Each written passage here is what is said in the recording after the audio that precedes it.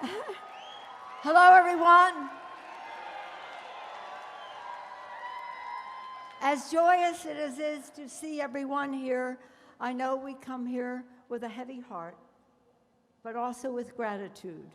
Gratitude for the life of Bobby Weir, so fully lived, so generously shared, that even in grief, the music keeps playing.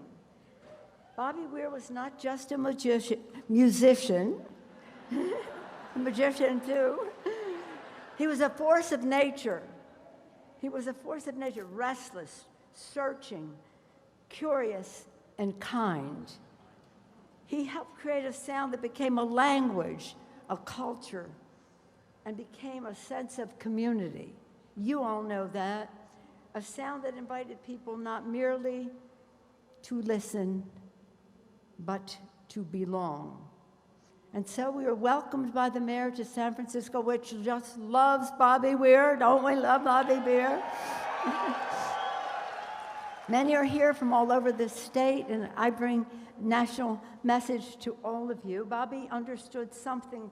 He was so very remarkable.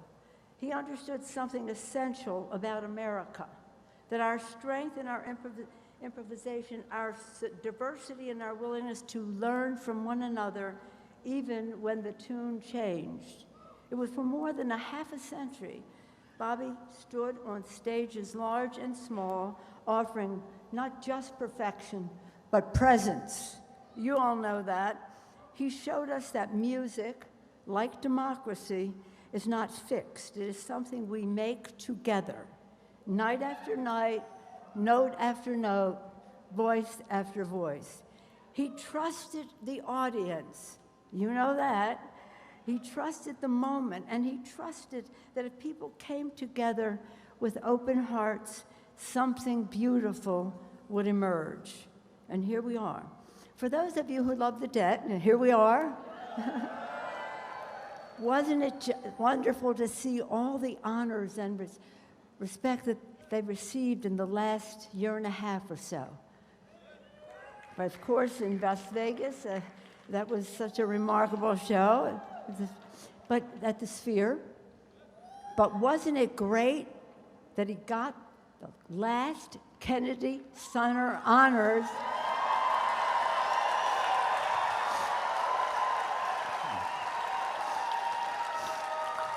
When they were truly Kennedy Center honors.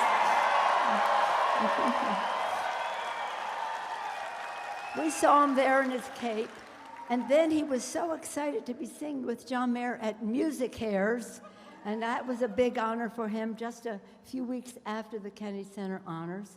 And then, of course, the Polo Fields in Golden Gate Park. How many of you were there?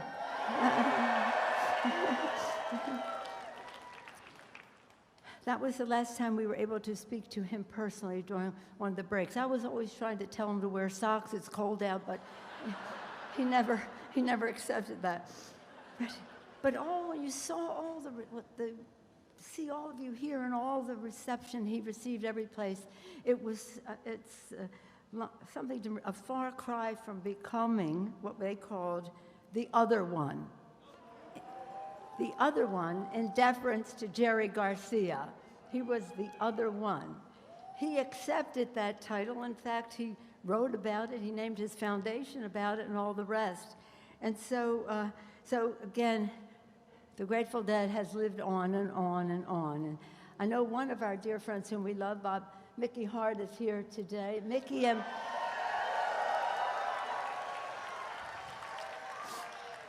and Bobby go all the way back to high school. And Paul and I, my daughter Christina was here with, we've been to concerts over and over, year in and year out. I mean, 70s, 80s, 90s, blah, blah, blah, blah, blah. And night after night, year after year, there he was. Bobby would always be the same. When Bobby sang, he meant that was not just a performance. It was a promise. It was a promise.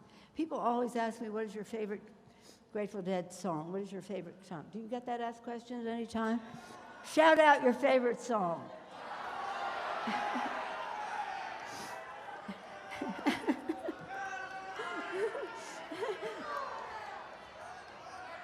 My favorite Dead song was whatever Bobby Weir was singing at that moment. And I could listen to him singing Standing on the Moon forever.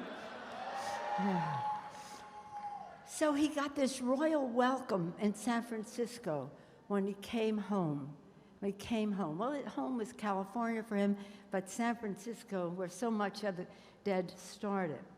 And it was like San Francisco, because San Francisco is a place that is inventive, rebellious. The spirit of this place is so hopeful and free. California has always been a laboratory of ideas and dreams, and Bobby was one of the great dreamers. Proof that creativity and conscience can walk hand in hand. He believed that the stewardship of the earth, of community, of one another. Long before it was fashionable, he understood that we did not inherit the world from our ancestors. We borrowed it from the future of our children. And he used his platform, his life, to remind us of that responsibility.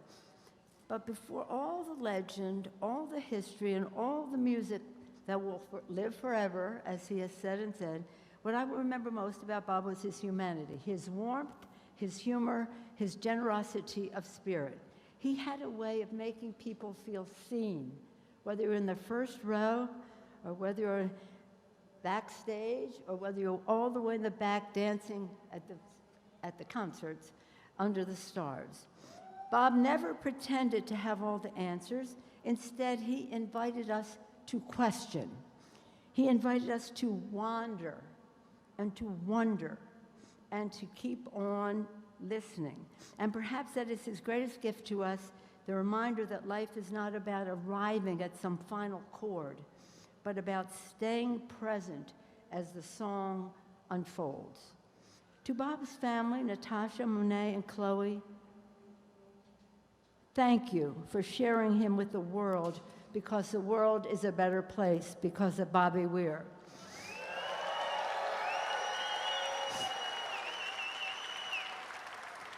Now, Natasha, Monet, and Chloe, please know that millions of people, many of whom you will never know, will never meet, are holding you close, praying for you with gratitude and love.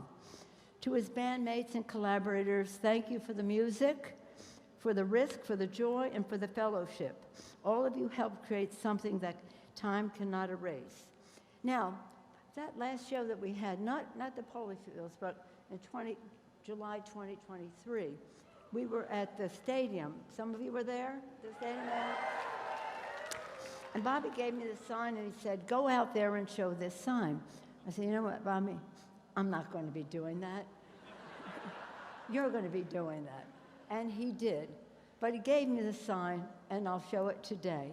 Because I said, Bobby really loved democracy. He loved our country. And you know what he wanted everybody to do?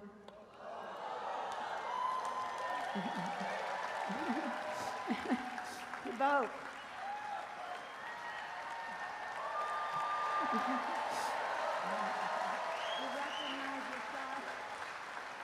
It's a Grateful Dead vote sign.